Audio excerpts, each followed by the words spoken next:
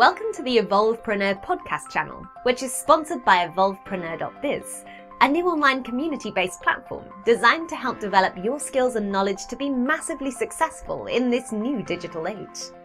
Your host today is John North, who is a 3-time #1 international best-selling author and strategic marketer. John's passion is to help business owners to master the online marketing world. Welcome to Evolvepreneurs. Our current podcast is with J. Bruce Jones, who I've actually been chasing him for quite some time to do this. I think we've been crossing paths, going backwards and forwards, and we finally got to do it. It's a public holiday in Australia at the moment, but I'm glad to do it finally. We've got some sweet time. So J. Bruce Jones is a 30-plus year business graphic designer, author, and product developer. Bruce is an international best-selling author and creator of over 40 books on geography, music, business, children, and colouring. He speaks and consults on publishing, social media, blogging, video, and general marketing. Bruce is a creator of the Facebook group How to Publish a Book with over 1,800 members. He's also developed several software products sold worldwide that are used for business, sales, and educational presentations. Bruce has developed several online training programs for beginning authors with his How to Publish a Book school. Courses include 7 steps of publishing your book, easy journal books, and how to market your book. And you can find his information and activities from brucetheguy.com. at brucetheguy.com. Oh, cool. Bruce the book guy. Bruce the book guy. Oh, yeah, I'll fix that. So brucethebookguy.com. Yeah. Right. Yeah. It's English is not it should be my first language. So welcome, Bruce. It's really great to see you. I really want to. We dug into sort of pre-chat on what we're going to talk about. And one of the things we're going to talk about is how to develop and create your own product and launch it in 15 minutes. But we're going to talk about that a little bit later. But at the start, we're going to sort of get a bit of background on how you got to where you got to be and you know what you're doing now, because it's quite an interesting journey, because I think a lot of people haven't cracked the whole author publishing thing. Right. And I think we had a bit of a conversation about people overthink things. All right. And I think that's really where your message is very interesting, that you've managed to create so much when most people can barely write 1 book and you wrote 40. Right. Well, good. Thank you, John. Thank you for coming in. This is great. I know we've been chasing each other. I took last summer off, and we were supposed to do it then, and it just sort of went all over the place. So, which is pretty good, though. I think timing's good now because we're doing this as a video podcast as well, and that'll be available, and we have some extra stuff in there. So I think it's probably good timing, because I think because some of your stuff's quite visual, it's great to be able to do it on video. We've done it on audio before, and we have the same effects. So that's really cool. So tell me how you got to where you got to be now, because it's an interesting story about you, sort of how you started. And you've done a lot. I've done pretty much everything you can do in graphic design. So I was a business graphic designer, and I got fired from that corporate career job, and I said I'm never going to go back into that. And so I went into design, and I graduated with an art degree and not a graphic design degree. So I learned my graphic design skills by there was a bookstore in Cambridge, Mass, where I was living, and I would go sit in the graphic design aisle and read the graphic design books. Try to figure out how to do it, and people kind of give you the project that you're ready for. So nobody was giving me an annual report at that stage, and but I just kept plugging away, and I've done something around figuring out about 8,000 projects over the last 30 plus years, and everything from books to corporate to logos, stationery, newsletters, every kind of thing you can do in design. And I currently sort of specialize now in large format graphics for like hospitals and universities. So I'll come in and do large wall installations, windows, either for stress reduction or for tell a story, where somebody will hire me to tell a story. And so it's fun. It's a fun thing. I call it the end of career type projects, because it takes you like 25 years to figure out how to do it. And it just takes a long time. You can do it quickly, and so you can make money out of it, right? You can make money out of it, but you're not going to do it in the year 5. You're going to do it in the year 25. So I've done a lot of them, and they're really fun things to do, and I enjoy them. And so I do a lot of that now. And then I have always had a fascination with products, making products. And one of the things I had figured out as being a graphic designer, which is a great skill, and I teach when I talk to students, especially design students, I tell them, the graphic design skill set is perfect for the web environment and for selling products. because you can know how to make PDFs and you know how to assemble, print on demand products, what the file size, all that stuff. But there's I basically follow a model that I have. It's sort of a 2-tier model that there's what you do, your service, whatever your service is. And then while you're doing that, you learn things and you can build products that relate to that. Yep. And so you use the knowledge of the products and things you learn from making products, you bring back to your service. And from your service, you can supplement your service. So that has been my model for a long, long time. And basically half the income comes from the design and half the income comes from products. And so if one goes up or down, you have the other, and the two kind of can go along, and you can a backup plan. It's a backup plan, and it generates income. And so out of that, I've done the books, I've done software, I've done all kinds of things.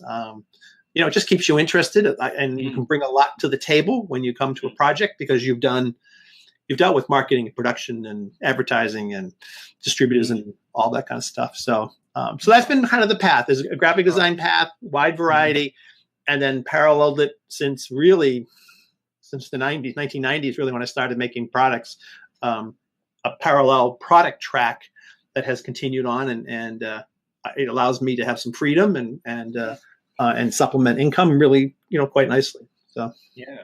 So let's talk about your book. So you said you've got like 40 books. Yep. That you've written on 5 different subjects, and it's quite interesting how that kind of came about. And it's really the case of people overthink things. Where you've done some books where, I mean, there's a book on the in Amazon which calls what women know about, or what men know about women. And it's a fucking great book, right? And people got hundreds of reviews on it, stuff like that. So I mean, I never overthought that book, right? That's right. So some of it is, and I have books that I have thought way too much, and I usually find that the books you think way too much on and take way too long usually miss their mark and don't do much, and the ones you do quickly tend to do something. And I also I'm really big into series of books. So if you have an idea, Amazon likes series, and then you can cross-promote a series. So that's a really great way of marketing. Right. And then the third thing is I'm huge on repurposing your content in other versions. So this was one of my first books, The Essential Chords for Guitar, Mandolin, Ukulele, and Banjo. And it basically chronicled, which is a great way to write a book, chronicled my learning to play the instrument. So I just, it just has the basic chords for beginners, and it's a nice book. It took a long time to make because it took a long time to learn all those instruments. But it's been there's always going to be people playing instruments, and it's everything I do is print on demand. I use the Create Space platform, so I have no inventory. My job is think them up, make them, market them, and so this is a good example of repurposing. Is that I needed to fill in the back of the book with some blank pages. So I don't know if the viewers can see this or not, but so it's sheet music. I just did some blank sheet music that people can write songs, they can photograph it. I then took the sheet music and I turned it into an entire book of blank sheet music. This book is one of my best-selling books. And in fact, just do a cover. It's the cover, and it's just the cover and 100 blank pages of blank sheet music. And so that became it has become terrific, and people buy it over and over and over and over because once they like it. So that it becomes a book that if they find a book they like this will hold. People use this will hold about 5 songs worth of book, 5 songs worth per book. So they'll just keep buying the same book. Wow. And so that was, and then in the back of every book, I'll show you this. I cross promote all the other books. So that's part of my marketing plan. Is nice. Every book has the other books. I had designed a line of clip art maps, editable maps that are primarily used in PowerPoint for business presentations. So I had drawn all the maps, and I'm just holding up a prop of when I used to sell these on CDs. I don't sell them that way anymore. Good old CDs. Can't even find a CD player anymore. I ship these all over the world, every country. I ship them everywhere, along with downloads. But out of that came a line of books, coloring books of maps, because I already owned the maps. Which is essentially another blank book, essentially. It's another blank book, and this is another best-selling book that just goes on. And I was looking at my reviews the other day on Amazon, and somebody was commenting about that they had just bought this book for the 6th time. Oh, yeah, because the reality is that it's probably what the secret there is that because it's a consumable, you've not only created a book, you've created a consumable book. That's right. That's right. So it's like a journey, like a manuscript book or a journal book. You got to keep buying the book. So you got to keep buying the book, right? Yeah. And cool. Well, if you read the comments, you'll see people, give this away to their grandchildren. That's not uncommon to see that comment that they buy it and they give it to the grandchildren, the color and stuff. So so I guess this guy had 6 grandchildren and he just kept giving them the book. Keep on reading. Keep them going. So but I can use, I have the content. I just rethink about what else can I do with that content, and I can use it. Up and moving on to the next pretty shiny object. Right. And I have a book of, the coloring book thing was really big this year. And so, another example of repurposing the content I was like, okay, what else can I do with these? I did 4 of these. And I thought, somebody mentioned about traveling and putting them in your pocketbook and for stress and taking them on airplanes, going, well, this is too big to take on an airplane to color. So I just shrunk the whole book down and made a small version, made a travel version. Right. And so it's the same. There's nothing different in the book. I just shrunk the pages. And the important thing to think about there too is that CreateSpace lets you have a wide variety of sizing. So your books you're showing are your traditional size books, but they could be journals, they could be anything. Sizing. And do they do color CreateSpace, or it's only black and white? No, they do color. Look, here's a children's book I did. And I just did it I created again a series of, and these are images I bought from Shutterstock. And if you're clever about how a lot of stock houses have package deals where they'll give you a month to, you can download a ton of stuff in a month. So what you do is you organize your files. So I had files for dogs, for cats, for horses, for elephants. Gotcha. You spend your time preparing, and then you buy that 1 month and just download like a book. Just go for it. And so instead of spending $20, now I feel so bad for photographers, but there really there's no money left. But you've got the rights for it, right? You've got the rights to I have the rights. I can do all kinds of things. That's the same images. Yeah. So you can get your images down into the dollars range, $2, if you do it like that. And that's the important thing, is to make sure that when you do images, you get the right rights to do it, because a lot of people, we've got clients who do websites and they'll grab an image, they'll get it from somewhere else, and in comes the lawyer's letter to say, hey, you can't use that image. That's right. That's right. And so if you're clever, if it's okay, I need to build a library for the next year of images, buy one of the packages, pull together your year's worth of images and just pull it all down at the same time. And so I'll just show one more repurposing. I was in the pre here, we were talking about this book. And one of the things I do in all my books, you'll see my phone number, my address. I try to make myself as open as I possibly can for customers, because your customers are your research division. Yes. And especially with the maps. I mean, when I originally drew my maps, I drew them in Adobe Illustrator thinking they were going to be for graphic designers. And because I'm a graphic designer, and I thought, well, I'm using them and I like maps. And I started getting calls from sales managers going, do you have these in PowerPoint? Because I need to do a map, or I need to do a presentation. And I was like, I don't know. And I figured out how to move them over to PowerPoint. And that became the product. And because I left my phone open, I answered every call that came in, every email. I put my number everywhere. Call me up and tell me what you like or don't like about my product.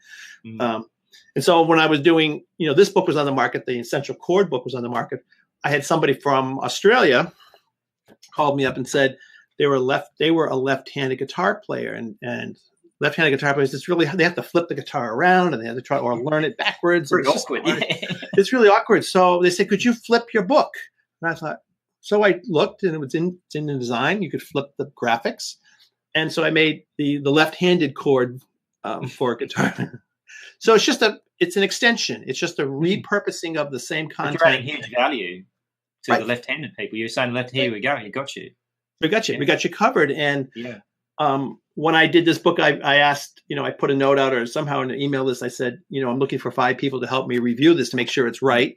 For lefties. And I had 5 people that came in. They were my reviewers, make sure everything was right. Because I was like flipping the guitar around, trying to be left-handed. And it's like, it was so hard. And so I ended up with another book out of it. And so the books tend to build on themselves. And I also try to tell people is, marketing and selling books. I sell, the last couple of years, I sell around 4,300 books a year. You cannot pick what's going to work. No. And you just have no idea. It's really a crapshoot. Yep. So you need to spread yourself out. Just Yes. just see what else you can do. And, I didn't know the books that were bestsellers were ever going to be bestsellers. Yeah. And you discover it, like, wow, look at that book going. And in that situation, like, people are doing single books. They're really betting the farm on one book. And that's it. Right. They've really put themselves in a box and said, well, this book doesn't work, I'm doomed. And they invest a huge amount of time and effort and sometimes money. And it may just be a dud. It just doesn't. Yep. And if you look at any publishing company's stats, they have a couple bestsellers and then they have the backlist. And my curve isn't any different than anybody else's. Just because you write a book doesn't mean people. It's like if you're going to build it, they're not going to necessarily come. Right, and then you have to do the marketing. You have to do all the stuff. So it's. I was Publishers Weekly a few years ago published out a list of where what the stats were on publishing companies, and I am in with my 43. I'm in the top 10% of all publishers in the United States. Wow. I'm in the same group that Simon & Schuster and Prentice Hall and Random House are in, with my little 4,300, because most books don't. I'm at the top. Yep. And you think, well, how can that be? But I'm. Because I think the thing is too that like the modern day publisher doesn't understand digital publishing. It seems like it's like I had this whole conversation with my son yesterday about ice makers, because when fridges were invented, refrigeration was actually invented in Australia. Did you know? No, I didn't know. No, I didn't know that until I read it recently. But the theory is that the ice makers, when they used to make ice before refrigeration, when refrigeration came out, the ice makers didn't switch over to refrigeration. They didn't start becoming refrigeration experts. They all just went broke. Oh. Right. Now, you can translate that out. Web designers never switched to mobile. Most of them went broke. Right. So when you're in the current technology, for whatever bizarre reason, like Kodak, same principle, they were in the printing of photos business. They didn't think digital photos cameras would take off. They had one. They didn't publish it. Right. They just went down the toilet. I mean, they just went broke. They just went broke. Blockbuster, Blockbuster was massive, and the other companies, all the online companies now, and are all making a lot of money because they've changed the digital technology. And so what's happening is the same in publishing, I think, is the traditional publishers, and when we deal with them sometimes, they're totally alien to it as to what they should be doing because they don't understand the new technology. Right. And I think that's what publishing is becoming the same thing. It's so complicated now, yet they just apply the same rules online that they think will work, and they don't. Well, I think, I have a client who I consult to for publishing, and, one of the enormous things about the self-publishing world is that you get to retain your rights. And but you don't realize what that means. And, I was a lot. It means a lot. And the way that I market my books, my primary way that I market my books is I publish most of the book online. Like if you look at my music books, you'll see every page is up online with a good description and a good file name. Yeah. And I can repurpose the content, and then I wrap my own ads around my own content. And I try to tell people to do this. And so this person, was going to go self, and then she switched and found a publisher. And so then she came back to me and said, okay, I'm ready to market. And I said, well, can we take your copy and put it out in podcasts, in videos, on blogs? She goes, no, I can't do anything with my copy. So she had just hamstrung herself without the main marketing tool. It was just, and I said, well, we could repurpose this content and do different things with it. No, I can't do any of that. I'm like, you can see the look on her face just went, oh, God, not right. Just realize what happened to her. And just realize what happened to her. And generally speaking, like some reason publishers will type digital, but they do nothing with it. So it ends up being a print version and no digital at all. Right. And so, and they tie themselves to it. So, I think people sort of puff up and say, I've got a publisher, I've secured a publisher. And reality is what they've done is it's quite the other way around. And most, and most publishers these days aren't doing anything anyways. No. And you're still having to do all the marketing. So They don't you know, expect you. They don't expect to do the marketing. They ask you what your platform is, and you say, "What's that mean?" And it's, well, how many social media followers you've got, because we need to get you to go out there and market your own book. Yeah, yeah. So I'm not sure what they're doing, to be honest with you. And What you are make- they doing? They're printing and your you books. I can do that. 3 to 5 times the royalties that you do on a regular. You know, traditional publisher is 70 cents to $1 royalty. Mm. You know, I'm making $2.50 to $3.50 per book. Yeah. So, you know, I'm making way more money. And because you've got that graphic design element, I mean, your books are as professional as any other book on the market. Right. So it's not like you're sacrificing a self-publishing way to make it look less professional. Right. And still as good a quality as you would get. Yeah. And you have the ability to read, you know, like this illustration that is on the front of my music book has been also, I've turned them into posters. Yeah. So, you know, I use print on demand. I'll take like, you know, like, let me just show you, like, you know, a chord chart like this, and I'll blow it up and turn it into a poster. And so, you know, they become practice posters that people can put in their rooms, and those sell. I took the illustrations and turned them into hats, T-shirts, mugs, cups, coffee cups, clocks, you know, through a Cafe Press and Zazzle and places like that. So I'm reusing this content in multiple ways. So I've got a brilliant idea, but you may already do it. Because one of the things with ClickFunnels is that, and I've noticed with the way that they promote their product, almost every one of them is a free plus shipping offer, right? And so they have a thing called funnel graffiti, which I got the other day, which is stickers that you can build your funnel. So quite cute when you think about it, right? And they're a great ad. But what they do is they go, you can buy a sheet of this, right? And then you get that for free plus shipping. But then when you get to the next page, it upsells you. So would you like 2? Would you like 4? Right? Would you like 20? Right? And then you upsell again, and you say, look, I want something else. So, for example, they might buy the sheet music, and you upsell them into an audio CD or download to give them something, right? And our experience is that 30% of the people take the bump offer. Right? Because we did the same thing, because what we're doing is, when I was doing my paperback books for clients, we would give them a hardback book as a present. So we get the hardback printed. Really, it was just to give them a present to make them feel that they got something really substantial, right? What we realized was the hardbacks sold sometimes better than the paperbacks. Almost all of my books, I'm a physical book guy. Almost everything. My Kindle stuff is very low. You know, I have this book, my book marketing one. My book marketing book, which is my international best-selling book, is the one that actually sells on Kindle. But all my other books are print.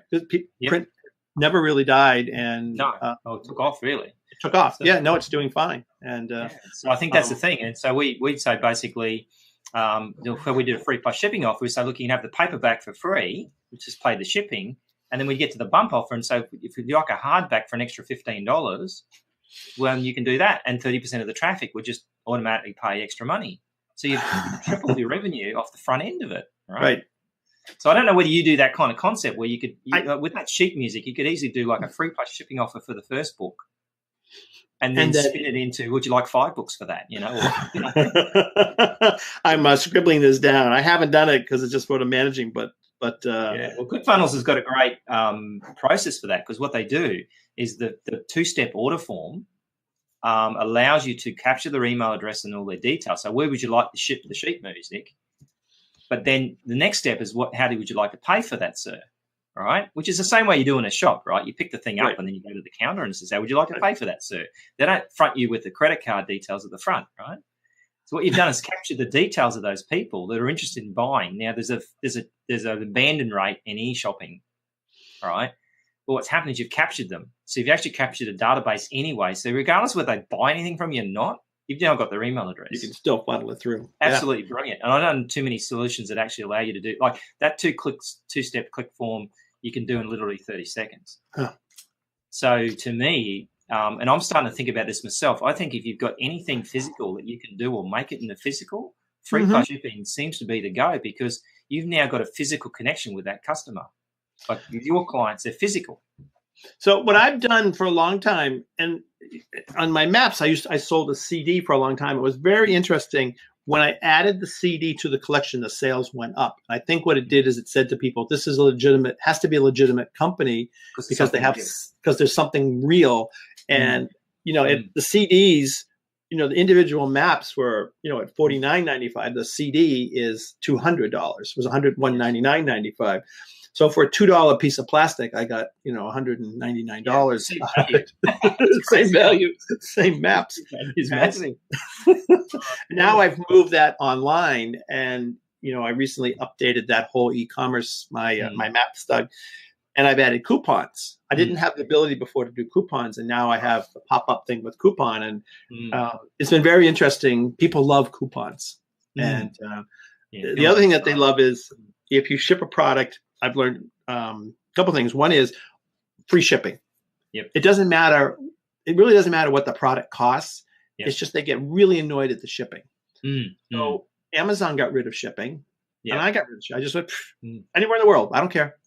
When you're shipping a $200 product, there's a lot of profit margin in there. Yeah, exactly. Yeah, you can afford to bump the shipping. I mean, in Australia, the biggest problem in Australia is that shipping's very expensive in Australia. It's like bizarre.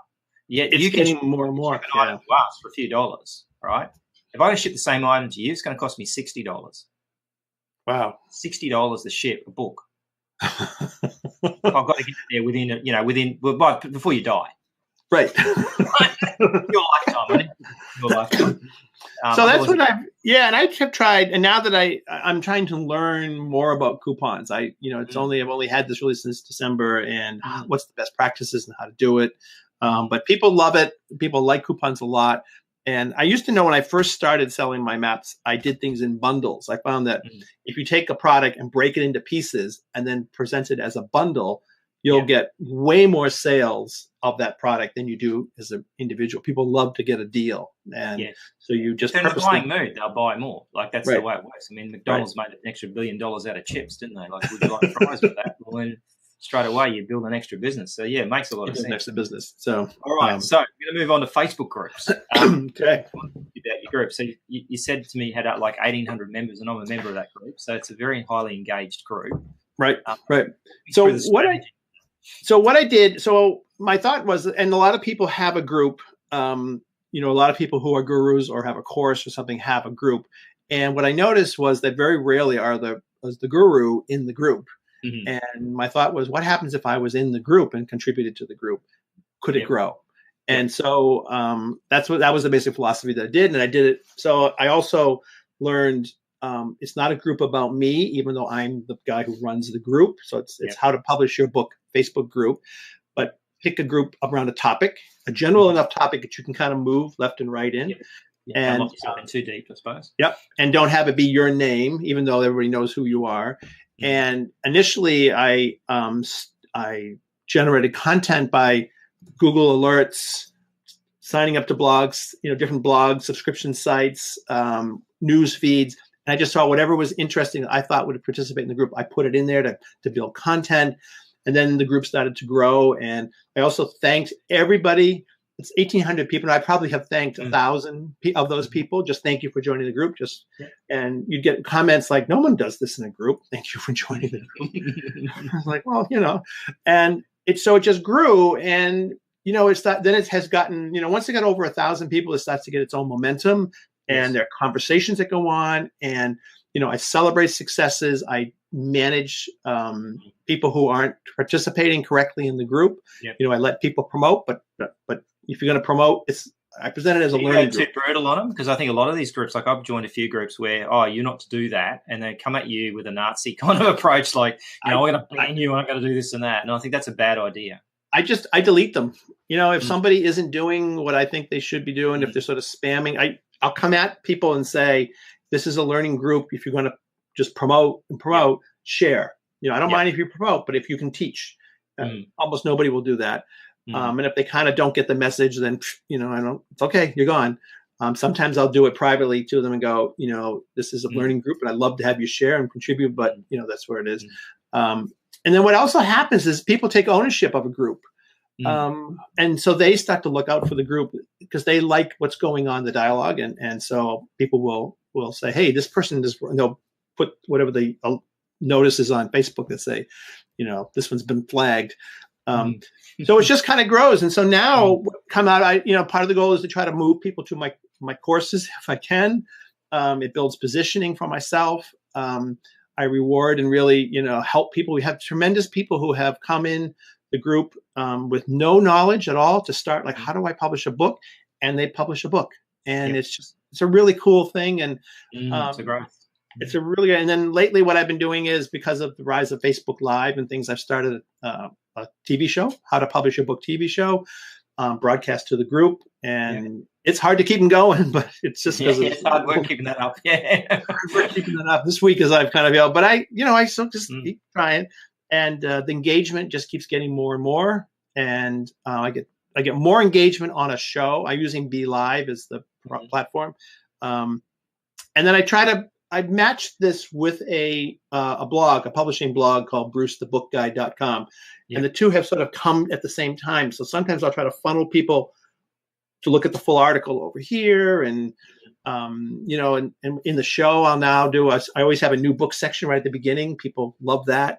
And you need to reward people in the group. And I do it up at the top by pushing people's books in the masthead, the thing at the top. And a lot of people just leave the same thing there and never change it. Right? Yeah, and it's hard. Again, it's hard to rotate it, but people really love it when they're in there. And so it's been a really cool thing. And one of the cool things is that you can, what am I going to do if I do a show? Where do I get the content to talk about? I just go back through the past week and just look at the questions that people asked for that week, and I just write them down on a little piece of paper, and and I do this. This is a little. I'll show you the little trick I do here. And just grab these off the floor. So one of the things I do at the beginning of a show, because when I make sure I do the gorilla way, I hold up my website address. That's cool. That's good. Right here. I saw that the other day. I thought that is nice. Yeah, and it's moving around, and you can go. And because video just runs on Facebook with no sound, you don't know what it is. I do a little title slide that I put up that says, "Here's what the show," right there, what the show's going to be. And I'll also sometimes I'll make like little title slides, and because it just runs. And so that because they're scrolling back. If they don't see something as interest, they're just a popping head. They might not do.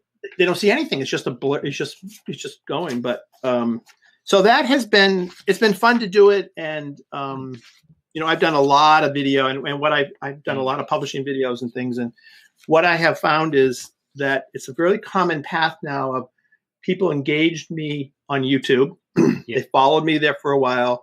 I make sure all the links are there and the text and everything is there. And then they come over to Facebook group, they engage there, and then maybe they buy a course. So it's a similar path. It's definitely a path that people follow. They see you somewhere here, and then they follow that path. It's interesting. It's like we always talk about with marketing is the customer journey, and if you don't map out the journey at the start, that you understand the journey, then you usually get that wrong. And then that's where things stuff up. So I think, I found a guy that did. I was looking online, looking for some tips about how to do better microphones. I can't remember exactly what I was trying to find, but I found this little video on YouTube. He's quite an engaging guy, and thought it was very interesting. And then he offered some sort of free gear guide or something, right? So I I subscribed to his gear guide, and I ended up spending $2,000 on a design, like a business by design course. Right. Because he's built that. He's given you something up front that's valuable. He's collected your email address, and then he's taking you on the journey. But you didn't realize you were going on a journey. You started that journey off simply trying to find some information. You weren't. That's right. You weren't interested in buying anything. For my maps, what I did is for a long time I kept track of every email question comment that came in. I did that for quite a while. I just dumped them in a Word file, just copy paste what my response was, what the question was, and what my response was. Put them in a big Word file, and it was like 200 pages long.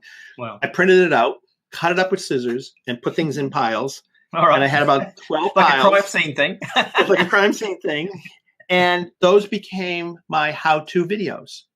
Right. And I went and recorded a video on each one of those, and they were all like, how do I color? How do I add text? How do I enlarge? Just basic things, but the same questions. Because I was going, God, I'm answering the content. You don't know the answer. You know the answers. You don't know the questions, right? Right. But I'm answering the same questions over and over and over and over. And so once you make a video, I put those on YouTube.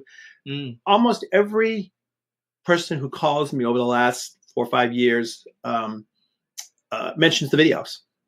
It's like, oh, I've seen you on video. Or they'll go, oh, you're the guy that's talking on the video. It's like, as seen on TV, right? Yeah, seen on TV. And, the problem like with Facebook Live and things that it's only on there for that one 10-minute section, or it moves down. You can't find it again later easily. That's it's trouble. gone. There's no index. Yeah, it's gone. And I have videos that have been out there selling for 8 years. I made them 8 years ago. I haven't changed them. They're like 3 PowerPoint versions ago, and I just feel embarrassed. But I just they still keep working. So don't stop something that's working. Right? It just keeps going and going. And so I think the secret there really is that obviously you said at the start was make sure that you engage in your own group and use your group for that purpose of feedback and rather than promotion, right? Because you're not using that group to promote yourself ultimately. You're using that group as a research tool.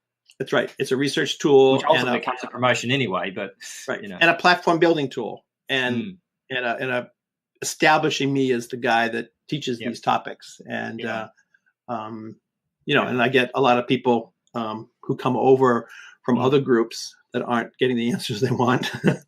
We'll let that slide away. And I go, ooh, they're running another course again. I see. Okay. But it's a great way to build your own presence, to build a community, to really see what they want, maybe sell some products into it.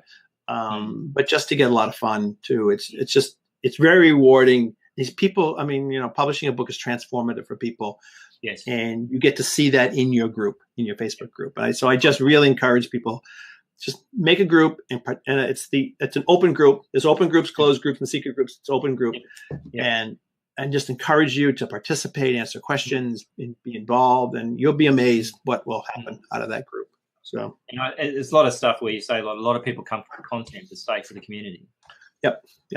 And I think that's what they're looking for. They actually don't necessarily looking just for you to be the guru. They want other people that like them to help. Right. And that's why masterminds and all that sort of things work so well, because other people are giving the breadth of their knowledge depending what level they're at. Right. And I have people who will make comments that they have, they engaged me somehow a year ago or 2 years ago, and now they finally got their book done, and they're just absolutely thrilled about it. And that wouldn't have been possible without doing that. But you got to sort of seed it. You got to get it going. You got to put a lot of content in to get it going, but then it'll start to kind of grow on its own, snowball. Okay. Cool. All right. Now, as promised, as advertised. The thing about it in podcasting is I don't think you can force fast forward anything, so you got to hang in there and listen. So. You got to listen. Yeah, I know. So drum roll. Actually, we should have a guitar roll. I have the guitar sitting right there. See, it's right there. Yeah, I saw that in the background. It's right there. It's right there. Got one. I'll have to point out another podcast. All right. So how to create and launch a product in 15 minutes. So let's. So you got 15 minutes to do it. Okay. Right. So this is a talk that I have given a number of times, and it's one of the things I try to tell people about making products and selling products is you can make a product and sell something that's $1 and learn everything you need to learn, and then it's really just expanding that. So so what I encourage people to do is to sort of don't start real big, start really small. A single piece of paper can be a product, and you learn all the things you're going to need to learn doing that one piece of paper. So a massive product. Then a massive product is just so the easiest thing to make, and you can test. So I do make products for a couple of reasons. One is to sell the product, but also you can use it to test a concept. Does anybody care? It's really the question. Does anybody care about this thing I think I want to try to make? And so a really, really simple product that you can, so there's 2 simple products you can really make. One might just be a checklist. My top 10 list on, let's just say fly fishing. I have a group. I'm a publishing guy. Here's my top 10 list. Maybe I sell that list, or it's just a simple list for $1. It's a Word file. It's 1 page long or 2 pages long, 10 great of your best tips, and you sell it for $1. You can use it for lead generating, or just sell it, or just look around your computer. Like you know, say you've written a book. Well, you probably have a PDF file that you use to publish the book with. Yep. That's a product. You can use that PDF file and sell the PDF file. So that's already sitting on your computer. You don't even have to make it. You just copy it. So that's sort of where you can kind of get very simple products to get in, you know, top 10 list, expand just a little bit, take a report you already have that you think is interesting, maybe a book you've already written, take a chapter out of the book or 3 chapters, or maybe you take your book and make a little workbook out of it that's in PDF, something like that. So you're splintering, really. You're splintering off something that you already got.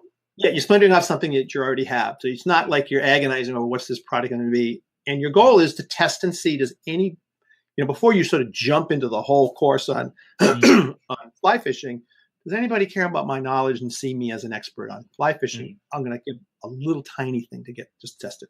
So to do this, I use a site called Gumroad. So Gumroad.com is a site, and there's a bunch of these out there. I particularly like Gumroad, and think of it as a electronic bucket.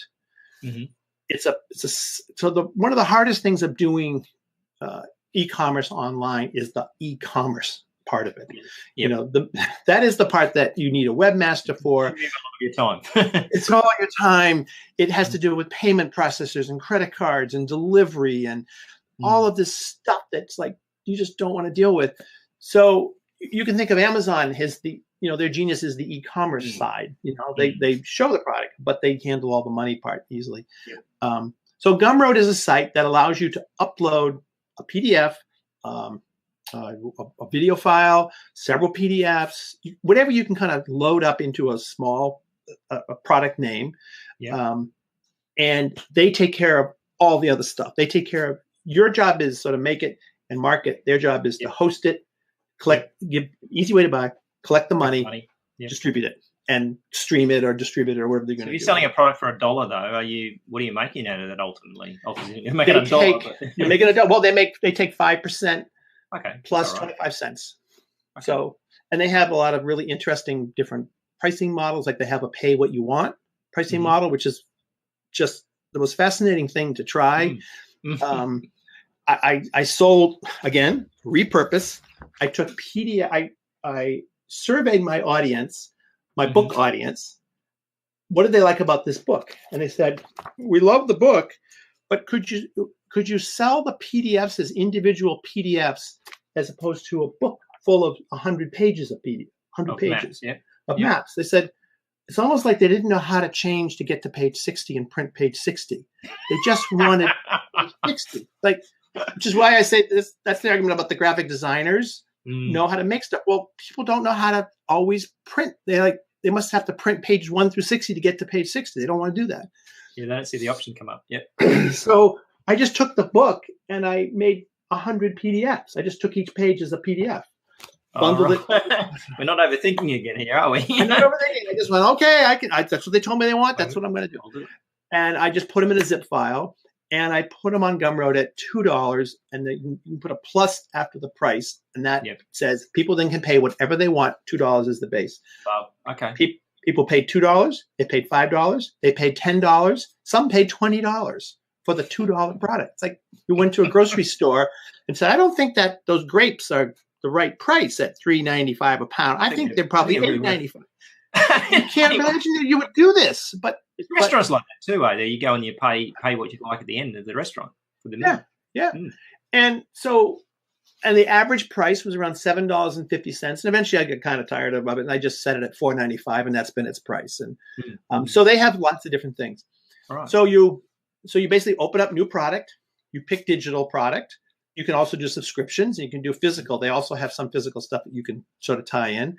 So you sign the name, you upload your PDF, your videos, your whatever it is you have. You just upload it. Then it goes into you can add a description. So just add a description about your product, and you can kind of format it, bolds, and you can put some tabs and things. You put a picture of the product or a video, so you can put either of those. Pick a price. And at about the speed that I just said this thing, this is how fast it takes to do it. And now you have a product and it's live. And you can start social media right away. They have little Twitter things and Facebook things. You can get a link So you can put a button on your site and just put a link to it. You can also put an embed code to get like a little how to buy button. And if you hit that button, up will pop a sales page. If you don't use that button, it'll just take you to their sales page. It's very simple. Fill out, put your credit card, download. And you're using the legitimacy of someone else. So it's almost like you're doing a fast Amazon. Exactly. Right. And people ask, well, do they do any marketing or anything for you? You go, no, that's your job. So you could quickly set up. You don't have your bank to market, you do, and then they charge you fees. You're not going to do that, right? And so you can quickly set up a little store. They also have the world's fastest affiliate program.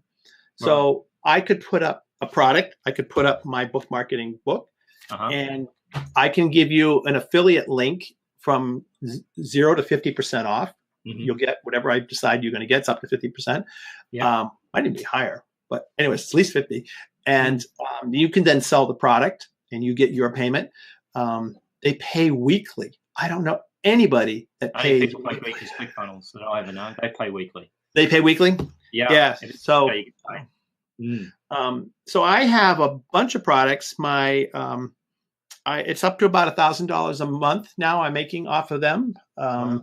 That just generates from products, and I have them in different places. And, so anywhere you want to, if you have, especially a variety of websites or blogs, you have things, you can just put a little picture of your book or put a little picture or whatever, put the link. They also have a relationship with YouTube. So you can put a link right on a video, and you could be like, going, hey, buy my stuff, and point like this, and then put a little YouTube link with the card thing there. And it's fabulous. It's fabulous. It just works. And so you can, I really try to emphasize to people, because of, you and I both come out of the product stuff and, a whole internet marketing thing of, these large video courses and things like that. And this can be, you can sort of put up a variety of products very quickly, and you can then add to them. You can add more videos to them. You can have connection with your customer. They have a free model. I use basically the free model. But for $10 a month, you can go to a pay one. It gives you more access to. So essentially, the secret here is obviously make sure the delivery of the product or whatever you're selling stays within that system. Right. Can you then have them not necessarily stay in the system, go out, or the idea is that it all stays inside there? You mean for people ordering the product? Say they bought a course or something, and you put some of the course there. Could you take them somewhere else and finish the course, or does it have to stay inside the system? No. You can do anything you want. Yeah, I mean, a lot of people use it as a like, say you just wanted to run an event, like an Eventbrite. You could do that with some free content. Hey, sign up for John's Evolvepreneur series, and you do that. You get the ticket access. You get a little thing with the link where you're going, and there's some free videos that go along with it. So it has a little limitations, I think. If once you're moving, like I use Gumroad a lot, and I also use Teachable to host products on. Once you sort of move past 8-9 videos, and you're making a little more, then move to Teachable. But it's a lead generation concept to me. That's absolutely brilliant, because sometimes number one, you may not know a product's going to work. I mean, like I use ClickFunnels a lot, and I can build a landing page pretty quickly and pull that infrastructure together. But then when you start taking money, you got to test a lot of other things. Right. And the 3+ shipping offer and all that sort of things might take time, because you want to make sure the back end's working properly, you're getting paid, and they can check out okay, and all that sorts of things got to happen. So this is a lead magnet scenario, like you said, like selling for $1 or whatever is $1, $2. They'll take up. As I was preparing, I gave a talk on this topic this week, and you can sell up to a product that's up to $5,000. They'll go more if you call them, but you can go up to $5,000. My average product sale is, I was just looking at it this week, is $23.91 is my average I have products that are $29. I have products that are $1. I have ones that are $97. $23.91 is my average price that I average out with the number of customers I have. And so I've been super pleased with it. You can build a product in about 4 minutes. and I think the thing with all that is, again, you're not overthinking it. Right. And the thing is that the reality is, if you say, I've got to build a product, at least if nothing else, you've got started quickly. That's right. And you tested, as you say, you tested a theory, and if it doesn't work, then great, don't build that product. Right? I mean, so like, yeah, so you could do, like, here's a way to easily build out a product. You could check a checklist on book marketing. I could put the PDF for the book up. I could then just sit here and record maybe 4 or 5 videos of my favorite chapters out of the book and load those up. And I very quickly have built out a product that I didn't spend any real heavy money on or anything. I just sort of, oh, they like that. Let's add a little more. And they're also, they have a fantastic blog resource center for stuff. But one of the things they talk about a lot is tiered products. And that how successful it is. So what they do is they'll go, so my entry level product is maybe a PDF checklist of my favorite things about fly fishing. I'm not a fly fisherman, but it's an easy topic. So it's $1 or it's $5.95 to get the sort of, Bruce's tips on fly fishing. Then you can then, once your products are in Gumroad, you can mix and match them anywhere you want and move them around in other products. So then the next tier would be upsell. Can you upsell from that? Well, yeah, what you do then, the next tier is that product and maybe 4 videos for $29.95. Then you build another product of those 2 items for the checklist, the 4 or 5 videos, and maybe there's a consulting package in there of, I'll come and give you we'll do a Skype thing or something where, show me how you're casting and I'll kind of fix you for $2.95. And what they say is people can see the value. You can stack these products up on your website.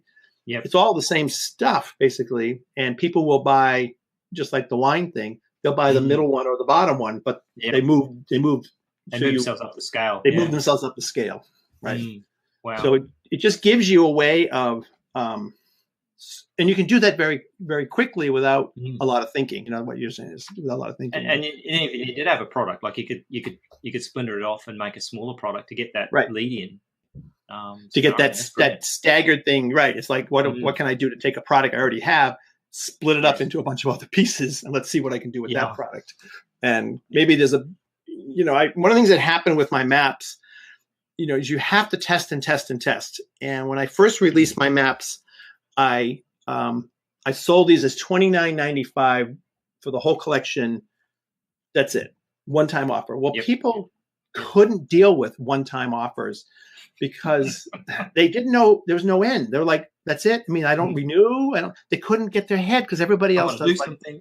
Am I getting something wrong?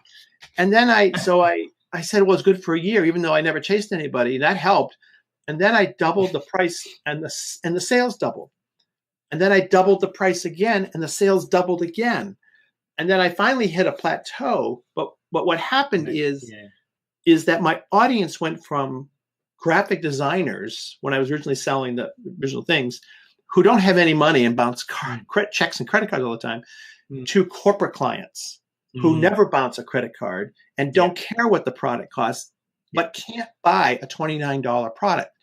It's not in their psyche. It has to be more. Yes, it has to be more, and it's all so. You can keep testing your pricing. And I on Gumroad, I tested my map. I took my maps and I bundled them all into a zip file. I put it up there for, what did I put it there? $19.95. I got some sales. So then I did it for a month. I got sales. Then I increased the price to $20.95 because they have coupons with a $10 off coupon with a big thing on the front of the picture said $10 off, right? 2/3 of the people bought it, but 1/3 of the people didn't with the coupon. It's like it's right there in their missed the coupon. It's just like they didn't do it, right? I'm like, I just paid the full price. And I'm like, okay. So I just changed the price to $29.95 instead of saying, hell with it, I'll just do that. And so, you can use coupons to test new price points and things like that to see what happens. Like, just change the price and see what happens. And don't be scared. I mean, we've got a mobile app platform that, for about $2,500 or whatever, we can build an entire mobile app that will be probably worth $50,000-$60,000, because the reality is you wouldn't build all that functionality. And we were approached by Breville to do their app, and we could play their videos better on our app than they could play on their own website, right? But we were too cheap and they couldn't handle it. Right. And so we should have gone in at 25,000, not 2,500. Right. So we couldn't make a deal because we were way too cheap. They couldn't get their head around it. I had somebody, I had law firm clients for a long time until the recession came, and it really killed off that market. And I remember quoting on a big branding project for a law firm, and I think I priced $10,000 for the branding package, and the people that won it for $100,000. And the marketing director, who knew me very well, was a great supporter of me. She said, you know, she just added another zero on the end of your number. It would have been fine. You just weren't expensive enough. You know. Yeah. I mean, I did this the other day. Actually, it was quite interesting. I let the customer do the math. So what I said was, well, we charge about $150 an hour. This is probably going to take about 20 hours. And he goes, oh, well, that's going to be X dollars. I go, yeah, that's about right. And so I said, okay. So I didn't tell him the price. I just gave an indication of what would need to be done, how much it was going to cost per hour, and ranged it out a bit. And he just, I got the math. Yeah, that's about $3,000. Okay, that sounds reasonable. Let's do that. Right. Yeah. So you never underestimate your customer to do the math for you, right? If they're keen enough, they'll do the math. They'll do the math, and they're right. And they just don't tell them. You just say it's this many hours. And I've done newsletters for years and books by the per page price. I just, instead of trying to come up with what the price is for news, I just go, it was $125 a page. You want to add 4 pages? I don't care. Just, you know, it's just $125 a page, and they can just do the math. And they go, okay, well, it's fine. That's, you know, it's just, they buy the small price. Yes. Then they'll multiply it out with a big price. That's right. I mean, $150 is a lot less than $3,000. Right. So they gotta buy that, and then they take the hours and they go, oh, okay, I see where it's coming from. So yeah, I mean, they sell petrol the same way, right? Right. No one would come by it if it says, you know, your gas is going liter in the car. So give me 1 liter, 1 gallon, or whatever you guys have. Right. Yeah, I mean, that's the thing. It's crazy. Yeah, it makes sense. So that's that's basically how to make a product in 15 minutes is so look what you have that you can easily put together really fast. I mean, I love I'll do my top 10, my quickie top 10 thing is I ask people, what is your most asked question? So what's the most asked question that people ask you? And sometimes I have to get them to like come down and go, okay, that's great. Now what's the second most question? Okay. Now give me 8 more. All right. Okay, there you go. There's your chapters of your book. Give me a sentence for the first, then give me a paragraph for them, then give me 4 or 5 paragraphs for each one in that order. Do it in that way, and there you have your thing. And you can stop on any way in between there, and that works. And then so there you go, and that's it. Or just look in your computer. You'll probably find, especially if you're any corporate person, you have a report. PDF, you have blogs, just pull the posts off the blog and stick them into a document and go, my favorite blog posts. Here's $2 for that. You're really just testing, and then you may find people actually buy it. And then, you know, then you take a vacation. And I think the whole theme of this thing is people overthink stuff. Like, I mean, I was watching something on Frank Kern, or it might have been something like that. Anyway, talking about the concept of the fact that these guys were getting upset because of all these spam emails. So it says, oh, you're spamming me, send me too many emails, you know, and they unsubscribe. He said, it's interesting. The same people that were complaining about the emails were prepared to pay him $1,000 for the swipe file of those emails. All right? Because he packaged it, made it valuable. Made value out they of it. They were complaining that they were getting spammed and didn't like it, right? Because the emails were successful, they wanted them, right? And just turned it around and gave it back to them and go, here's your it's like that. Yeah, it's like, and think about it, that it is a case of overthinking the process a bit too much. Right. And sometimes thinking that your customer is more educated than they are. And it's the other one that's been coming out lately is coming to you for that. Is people complaining about, and one of the questions that comes up about when you use your content in your own websites to promote your own books is, aren't you worried about why would people buy your book if they can just read it? And I go, well, you're putting it out in small little chunks. They're not going to read it that way. They don't want to read it that way. And also, are you worried about piracy? And there's a lot of new sort of good comments on piracy now, is that book sales actually go up when there's piracy because more people get exposed to your books. And you know, if you do simple things like this, you know, put your cross-promoted books in the back of your book. Doing a job for you, right? You're doing the job for you, and they're just spreading your content around, and then people come in. You don't always know where they're getting it. They're just getting it, and then they'll go to Amazon to buy the rest of it. So, when I started in computers and Lotus 123, because back then all the software programs were not copyrighted in terms of you could just copy them, right? You didn't register, didn't do anything because it didn't have a sophistication like that, right? And people learned that product, and the reality is eventually they bought it, and so it was almost like they did shareware without realizing they did shareware. Right. And they grew the product. So I think, people get too precious about their information. And the reality is no one's going to consume it unless they've got a desire to do so, usually by charging them lots of money. Right. Well, I have a brother-in-law who works for a software company, and his job is to go around the country giving away software to college labs. It's an engineering software. Right. And he gives away hundreds of millions of dollars of software for free because the students learn to use the software, and then they go and get the job, and they're like, well, where's the software that I've been using for the last 4 years? Like, this is what I know. So then they go and buy it. Yeah, they'll change it when they get a job. Yeah, they get a job. They'll change. Same with accounting software. We had the same principle when it's to sell accounting software. One of the major guys managed to get into schools and gave all the software away free. I talked to my vendor about it and go, no, I've got to charge for that. I'm going, well, the incumbent is giving it away for free. And you know why? It's because they're an incumbent. Right? If you want to come to standard, start giving it away for free. Right. Really cheap. All right. And I think look at Google Chrome, the Chromebooks. It used to be Apple who was giving away all those. Now in every school in the United States, it's Chromebooks. You're like, they just lock these people into the Google way. And they give them for free. So it's a giveaway, like it's a lost leader at the end of the day. And that's all you're really doing. But that's the thing about making products. So it's not hard. You just start doing it, and Gumroad is a great. I'm going to get off this podcast and go do one now. But I got 15 minutes, right? That's right. You just make a little thumbnail. Like all blogs, you can put thumbnails down the side. You just put a link.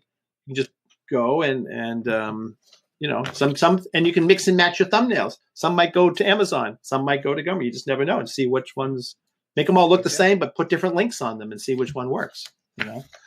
So it's just different ways to test it. So cool. Well, we got through a lot. I don't know. We'll see what happens in post edit here. That's right. Cut this down or make it into 2 or whatever you want to do. We just make it big of ourselves and make it long. Who cares? All right. Right. Yeah, that's brilliant. We should have probably done 3 podcast interviews.